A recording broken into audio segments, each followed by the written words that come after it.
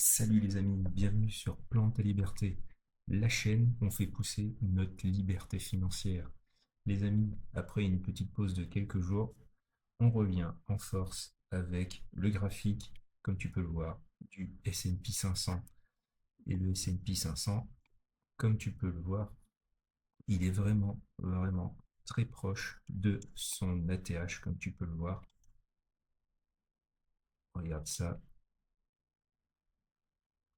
on n'est même pas à 1% de l'ATH.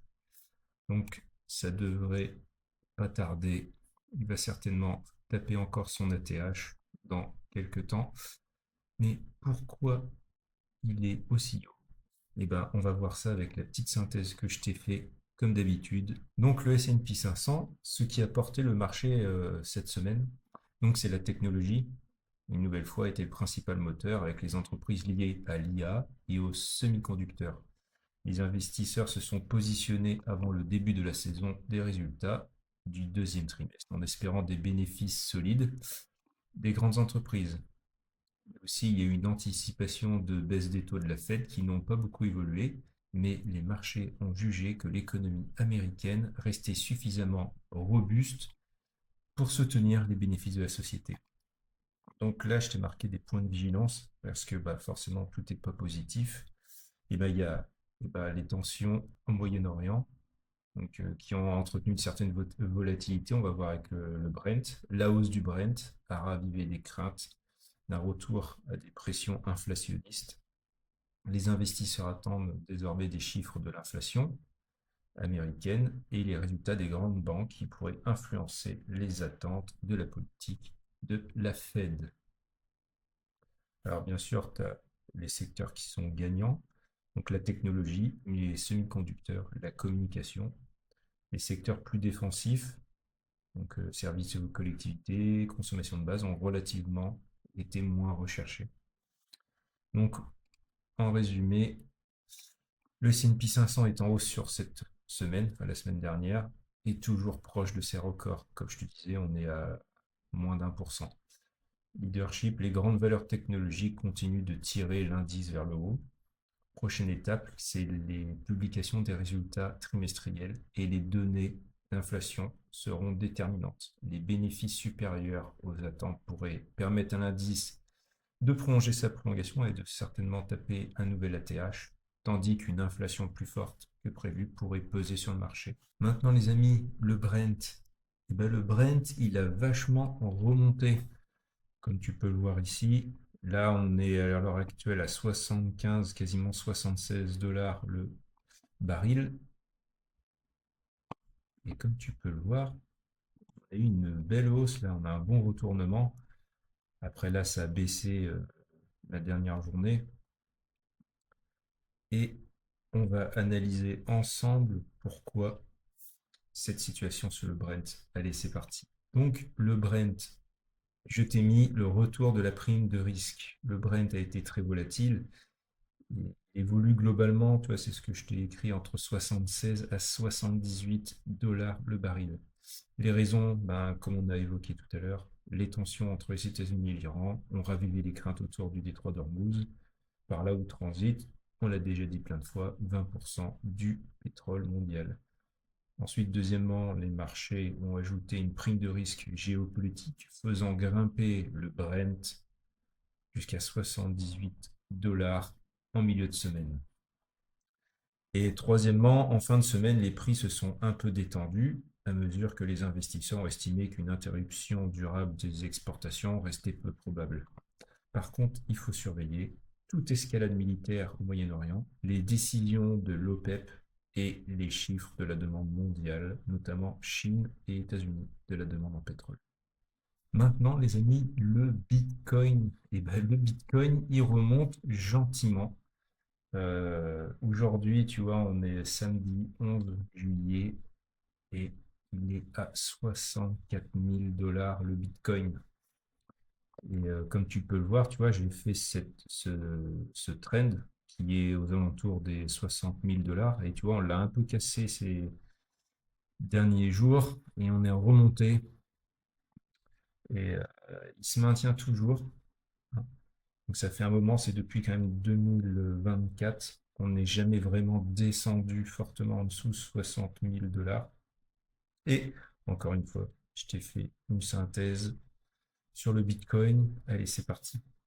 Donc les amis, le Bitcoin, eh ben, il a surpris positivement, tu vois, il est remonté, comme je te dis, à 64 000 $, soit une hausse quand même de 4 à 6% sur la semaine. Ça fait un petit moment que ce n'était pas arrivé.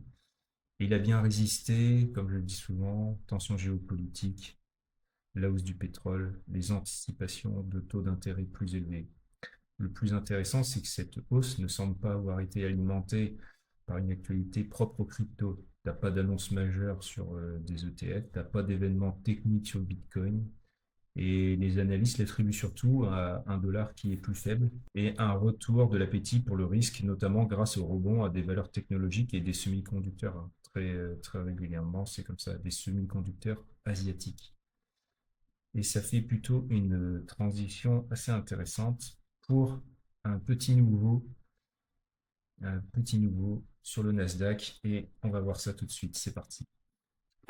Les amis, aujourd'hui, on va parler de INX. Alors, INX a été introduit en bourse au Nasdaq parce qu'il était déjà sur le marché asiatique et il a fait son introduction en bourse officiellement dans le Nasdaq. Il est coté au Nasdaq. C'est pour ça que nous avons qu'une petite bougie. Une bougie quand même sur une journée qui a bougé de environ 6%. Et pourquoi je te parle de ça? Eh bien, tu vas voir, je t'ai fait une petite synthèse très rapide de quelle est cette société, puisque je pense que tu vas en entendre parler. Donc, Inix est aujourd'hui le leader mondial des mémoires HBM, indispensables aux GPU d'IA, comme ceux de NVIDIA. Donc, l'explosion de la demande d'infrastructures IA a fait bondir ses bénéfices et sa valorisation. Et les investisseurs américains qui voulaient accéder directement à cette entreprise, eh ben, c'est pour ça qu'elle est cotée au Nasdaq.